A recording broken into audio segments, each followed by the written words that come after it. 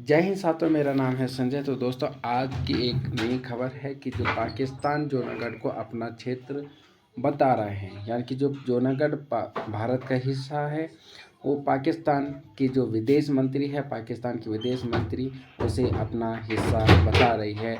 वो कह रही है कि जूनागढ़ पाकिस्तान का हिस्सा था और भारत का उस पर अवैध कब्जा है। पाकिस्तान जूनागढ़ के मुद्दे को भी जम्मू कश्मीर की तरह अधूरा एजेंडा मानता है। हाल ही में पाकिस्तान में मॉल लूटा था।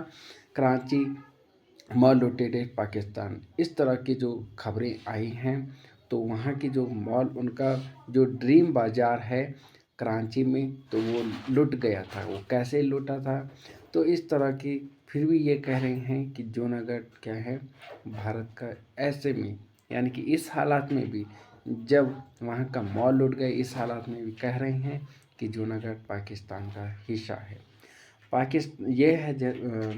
ये है भारत का नक्शा, भारत का ये मैप है। तो यहाँ पे है जूनागढ़। जूनागढ़ ये वाला हिस्सा है जूनागढ़, यानी कि गुजरात में जूनागढ़। तो इस वाले हिस्से में क्या पड़ता है, ये है जूनागढ़। ये यहाँ पे क्या है, जूनागढ़ इसमें। और यहाँ पे अगर गुजरात के मैप में देखोगे तो ये रेड कलर का, जहाँ पे ये रेड कलर है, यहाँ पे है जूनागढ़। और ये वेस्ट जो पाकिस्तान है, पाकिस्तान उसे अपने मैप में इस तरह का दिखाता है, जूनागढ़ एंड मानवादार। यानी कि क्या बताता है, जो वेस्ट पाकिस्तान है वो उसे बताता है, अपने मैप में उसे दर्शाता है, जूनागढ़ को अपने मैप में दिखाता है, जूनागढ़ एंड मानवादार। जूनागढ़ जो कि क्या है, बहुत यहाँ नीचे है, और पाकिस्तान यानी कि पाकिस्तान उसे अपने आप में मिलाना चाहता है। बात है 15 अगस्त 1947 की, जब भारत आज़ाद हुआ था। दोस्तों, जब भारत आज़ाद हुआ था 1947 में, तो इस तरह के जो यानी कि जब भारत आज़ाद हुआ 1947 में, पाकिस्तान को अलग और भारत को अलग कर दिया गया था। डिवाइड एंड रूल अंग्रेज़ों की ये देन है। डिवाइड एंड रूल, पाकिस्तान को अलग और भारत को अलग। पाकिस्तान बोला कि जूनागढ़ पर भारत का अवैध कब्जा है। यह कश्मीर जैसा अनसुलझा मुद्दा पाक इसे अपने नक्शे में दिखा चुका है। जैसे कि मैंने अभी आपको बताया कि जो पाकिस्तान है वो इसे अपने नक्शे में बता चुका है यहाँ पे। ठीक है, तो इस तरह से उसने अपने मैप में इसे दिखा लिया है। पाकिस्तान विदेश मंत्रालय की प्रवक्ता मुमताज जहरा बलोच ने गुरुवार को आरोप लगाया कि भारत ने जूनागढ़ पर अवैध कब्जा कर रखा है। जूनागढ़ गुजरात का एक शहर है जिसे जनमत संग्रह के तहत 1948 में भारत में मिला लिया गया था, यानी कि 1948 में। 1947 में जब भारत आज़ाद हुआ था, जो 1947 में आज़ाद हुआ था, तो जनमत संग्रह के तहत जूनागढ़ को भारत में मिला लिया गया था। जनमत संग्रह का मतलब जनता ने वोट किया था कि हम कहाँ रहेंगे, यानी कि जनता की राय पूछी गई थी इसमें कि आप पाकिस्तान में रहना चाहोगे या भारत में। तो जनता, जो ज़्यादातर जनता थी, उन्होंने भारत के पक्ष में वोट दिया। उन्होंने कहा कि हम भारत में रहना चाहते हैं। तो इस तरह जनमत संग्रह के तहत 1948 में भारत में मिला लिया गया था जूनागढ़ को। पाकिस्तान के जियो टीवी के मुताबिक साप्ताहिक ब्रीफिंग के दौरान प्रवक्ता बलोच ने कहा कि जूनागढ़ के बारे में पाकिस्तान का रुख हमेशा से ही साफ है। जूनागढ़ ऐतिहासिक कानूनी तौर पर पाकिस्तान का हिस्सा है। इस पर भारत का कब्जा संयुक्त राष्ट्र चार्टर और अंतर्राष्ट्रीय मानकों का उल्लंघन है। तो प्रवक्ता बलूच ने कहा कि पाकिस्तान जूनागढ़ को जम्मू कश्मीर की तरह अनसुलझा मुद्दा मानता है। उन्होंने कहा कि पाकिस्तान हमेशा राजनीति और कूटनीतिक मंचों पर इस मुद्दे को उठाता रहा है और इसका शांतिपूर्ण समाधान चाहता है। तो देखिए दोस्तों, ये भारत के गुजरात राज्य में स्थित, इसका एक छोर अरब सागर को छूता था और दूसरा छोर सौराष्ट्र से जुड़ा हुआ जूनागढ़। पाकिस्तान ने जूनागढ़ को अपने नक्शे में दिखाए, ऐसे पहले बार नहीं हुआ है। जब पाकिस्तान ने जूनागढ़ को अपना हिस्सा बताया, तो अगस्त 2020 में भी पाकिस्तान ने जब नया नक्शा जारी किया था, तो जूनागढ़ को पाकिस्तान का हिस्सा बताया था। इसके बाद भारतीय विदेश जो मंत्रालय है उन्होंने बयान जारी किया था कि पाकिस्तान की यह कोशिश फिजूल है। अच्छा, जूनागढ़ को पाकिस्तान अपना हिस्सा क्यों मानता है? 1947 में भारत का बंटवारा हो चुका था। अंग्रेजी हुकूमत ने इंडियन इंडिपेंडेंस एक्ट 1947 लागू किया था, यानी इसके तहत भारत क्या हुआ था? आज़ाद हुआ था। लैप्स ऑफ पैरामाउंसी ऑप्शन दिया गया था। इससे 565 रियासतों के राजा अपनी रियासत को भारत या पाकिस्तान से जोड़ सकते थे या फिर अपना स्वतंत्र राष्ट्र बना सकते थे, ऐसा था। हम इस मैप के जरिए समझेंगे, यानी कि ये मैप है, यानी कि जिसमें ये पीला कलर है, यानी कि जो पीला पीला है, यानी कि जो ये पीला कलर वाले हैं, तो यहाँ पे ब्रिटिश का सीधा यानी कि डायरेक्ट रूल हुआ करता था।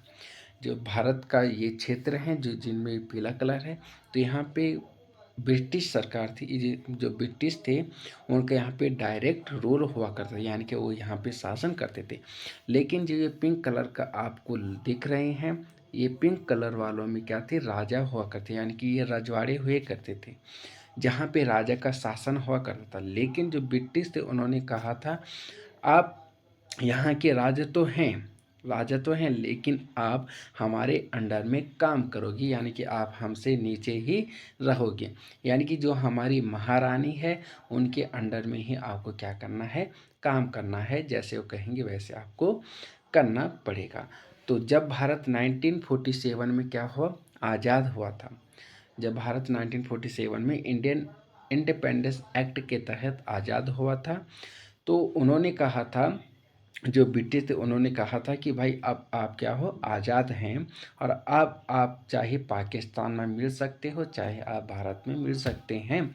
आप इंडिपेंडेंट हो, मतलब स्वतंत्र हो, आप कहीं भी जा सकते हो, यानी कि जो आप भारत में रहना चाहोगे तो भारत में रह सकते हैं, पाकिस्तान में रहना चाहोगे तो पाकिस्तान में रह सकते हैं। तो इस तरह क्या हुआ था कि 565 रजवाड़े थे, तो 13 जो कि कहाँ थे? यानी कि पाकिस्तान के क्षेत्र में थे, तो वो पाकिस्तान में आसानी से मिल गए। लेकिन 562 रजवाड़े ऐसे थे कि जो कि भारत के क्षेत्र में, लेकिन सब क्या हो गए थे?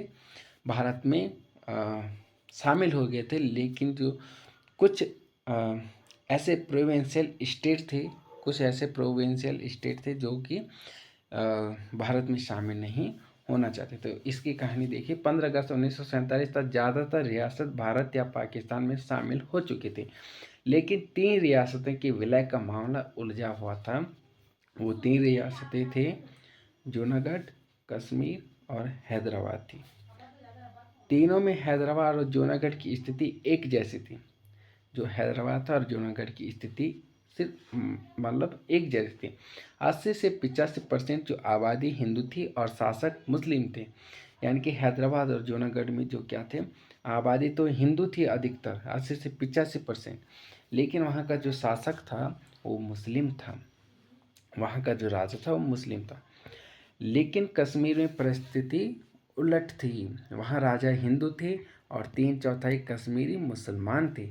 देखा जाए तो मोहम्मद अली जिन्ना की 2 नेशन थियोरी के हिसाब से जूनागढ़ का विलय भारत में होना चाहिए था। 15 अगस्त 1947 को जब भारत के लोग आज़ादी का जश्न मना रहे थे, तब जूनागढ़ के लोग कंफ्यूज में थे, क्योंकि इसी दिन जूनागढ़ के नवाब महाबत खान ने पाकिस्तान के साथ जाने का ऐलान कर दिया था। ठीक है, तो यानी ये साजिश रची जा सकी थी, यानी कि साजिश थी। ठीक है, तो फिर जूनागढ़ के दीवान जो शाह नवाज भुट्टो की इसमें क्या थी? मुख्य भूमिका थी। कहा जाता है कि नवाब महाबत खान भारत के साथ रहना चाहते थे, लेकिन शाह नवाज ने उनकी बात नहीं मानी। शाह नवाज उस वक्त सिंध से मुस्लिम लीग के नेता थे और मोहम्मद अली जिन्ना के करीबी थे। War and peace in modern India में श्रीनाथ राघवन लिखते हैं कि शाहनवाज जुलाई 1947 में जिन्ना से मिलते हैं। जिन्ना बंटवारे की तारीख तक शाहनवाज से शांति बनाए रखने को कहते हैं। शाहनवाज ने जिन्ना की बात मानते हुए ऐसा ही किया, लेकिन जैसे ही 15 अगस्त 1947 की तारीख आई, शाहनवाज ने ऐलान किया कि जूनागढ़ का विलय पाकिस्तान में होगा। यहाँ पर लॉर्ड माउंटबेटन की सलाह को भी दरकिनार किया गया, क्योंकि जूनागढ़ जमीनी रूप से भारत से जुड़ा था और पाकिस्तान जाने के लिए समंदर पार करना पड़ता। ठीक है, तो जो जूनागढ़ था वो जमीनी रूप से क्या था, भारत से जुड़ा हुआ था। ठीक है, किससे जुड़ा हुआ था, भारत से जुड़ा हुआ था, और उसे क्या करना पड़ता, समंदर पार करना पड़ता है। इस तरह से जैसे हम ये मैप में देखेंगे,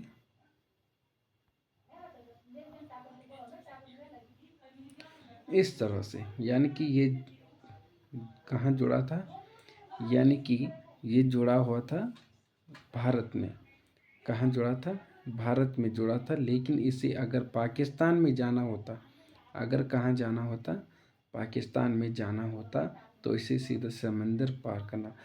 ये कहते पाकिस्तान, अच्छा ये कहते कि अगर ज़मीनी रूप से हम पाकिस्तान में न मिले तो हम पानी से क्या करेंगे, पानी से, यानी कि जो जल है ये पानी है, यहाँ से हम पाकिस्तान के साथ शामिल हो जाएंगे।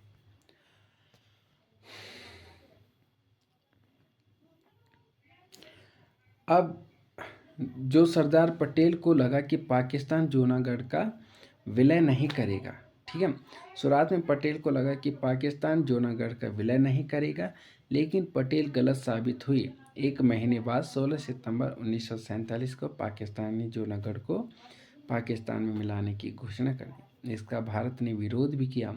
इधर पटेल ने पाकिस्तान को एक बार फिर से इस पर विचार करने के लिए कहा, साथ ही जन्म संग्रह कराने की पेशकश भी, लेकिन पाकिस्तान ने इसे नकार दिया। इसके बाद 19 सितंबर 1947 को सरदार पटेल भारत सरकार के रजवाड़ा खाते के सचिव जो वीपी मेनन को जूनागढ़ भेजते हैं।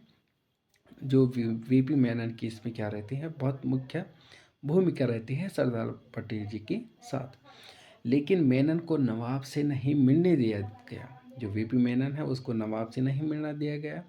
साथ ही नवाब की ओर से शाहनवाज ने उनसे गोल मोल तरीके से बात की, यानी कुछ भी साफ नहीं किया।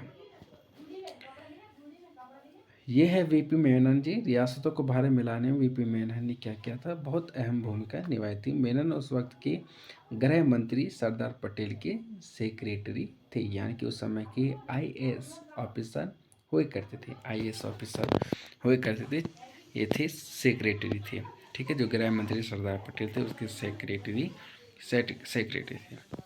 जूनागढ़ को भारत में लाने के लिए आरजी हुकूमत का ऐलान। बॉम्बे समेत कई शहरों में नवाब के फैसले का विरोध भी तेजी से होता जा रहा था। इसी बीच सौराष्ट्र और जूनागढ़ से 25 से 30 हजार लोग बॉम्बे पहुंचते हैं।